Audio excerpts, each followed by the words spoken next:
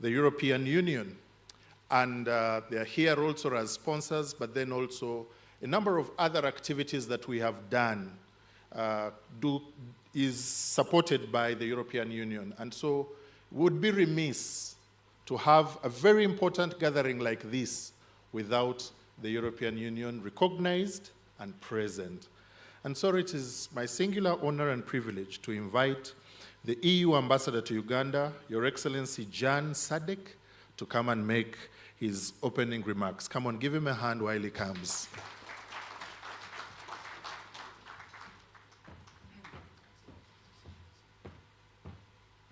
Thanks a lot, Master of Ceremonies, and I can indeed testify that we always feel very welcome here in Uganda, wonderful country, Pearl of Africa.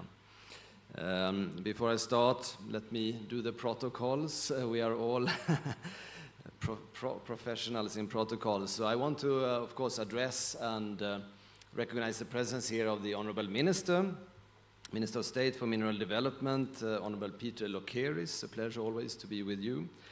Also his commissioner, I believe, and other representatives of the various government agencies and departments here present.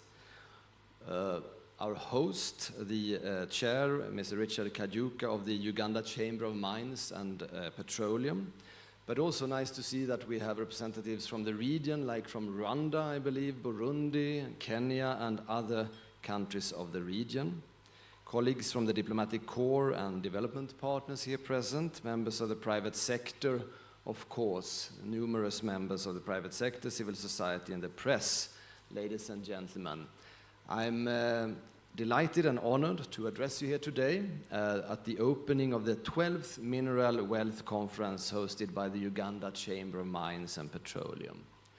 And the theme for this year's conference is, as you know, creating a viable and feasible roadmap for Uganda's mineral sector to contribute to economic transformation. And this title captures perfectly the challenge that we are facing. The true potential of minerals lies not in their extraction, but in the strategic process of value addition, as you just mentioned, Mr. Chairperson. Promoting extractive industries should lead to jobs creation and economic growth, as His Excellency President Museveni himself repeatedly points out. The value addition to Uganda's raw materials and the benefits that these can bring to the population is at the center of his speeches, and this sentiment is strongly shared by the European Union.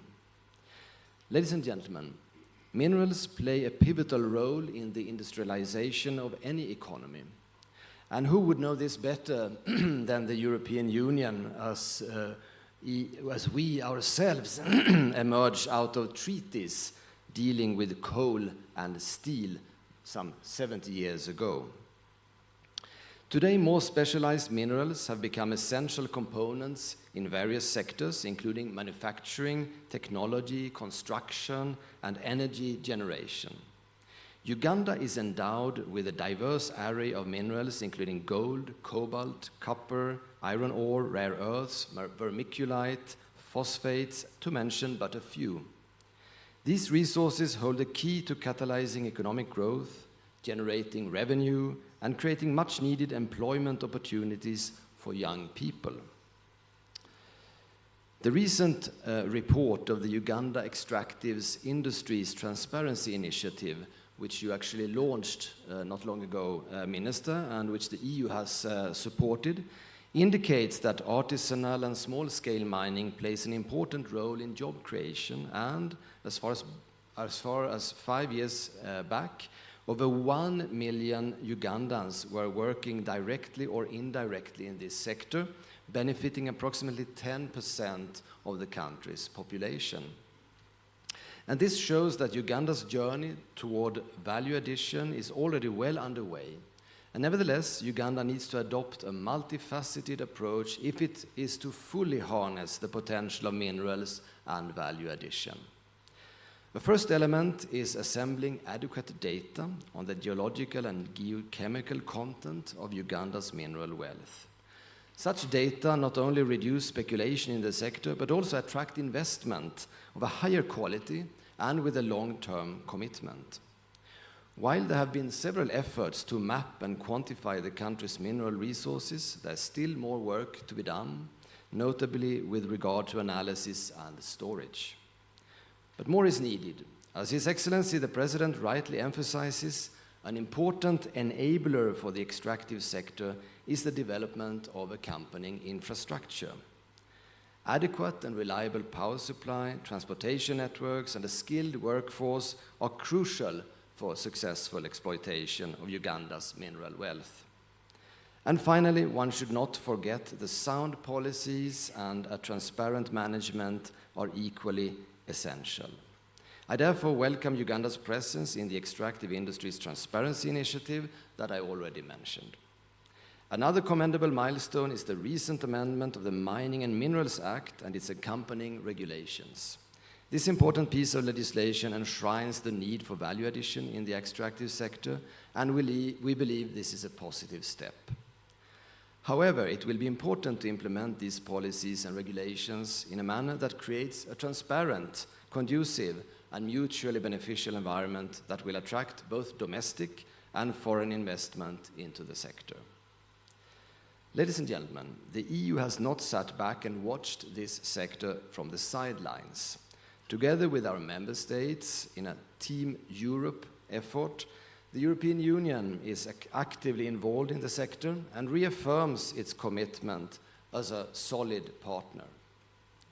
As we speak, the European Union is funding technical assistance to the Directorate of Geological Surveys and Mines. Part of this support includes drilling at a number of iron ore prospects in southwestern Uganda, you are well aware. The key output of which will be the preparation and feasibility studies and investment promotion material for at least 7 iron ore prospects in that region. And as we have discussed many times, Honourable Minister, this support could lay a foundation of a thriving strategic partnership on critical raw materials between the European Union and Uganda, that through a win-win approach could develop valuable mineral value chains.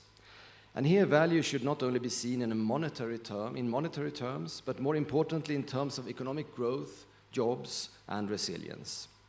In the context of the EU's Global Gateway strategy, and together with France, we will be investing some 60 million euros or 240 billion Ugandan shillings in the rehabilitation of the Kira and Nalubala hydropower plant in order to provide reliable energy for Uganda's industrialization. Thank you.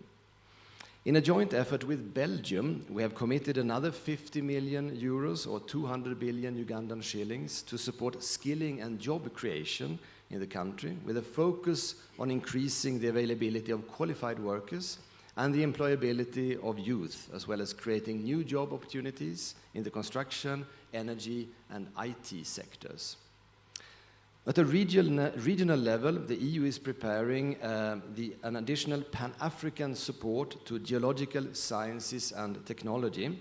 This project will provide support to African geological survey institutions and their parent ministries in the areas of policy formulation, geological mapping, and data collection, and will foster partnerships between African and European geological institutions, as well as academic, industrial, and commercial players in the extractive sectors. So at this juncture, allow me to conclude my remarks by reaffirming the EU's support to Uganda's extractive sector, and I would say, as you heard, also to the region's extractive sector, in line with the recently proposed EU Critical Raw Materials Act. We are ready to engage even further with Uganda in the context of a mutually beneficial partnership with a view of creating a sustainable and resilient mineral sector that drives economic growth, job creation, and technological advancement. The EU looks forward to cooperation with public and private players in this sector to unlock the full potential of Uganda's mineral wealth and secure a prosperous future for all Ugandans. So with these remarks, I thank you all for the attention and wish you good and constructive deliberations today. Thank you very much.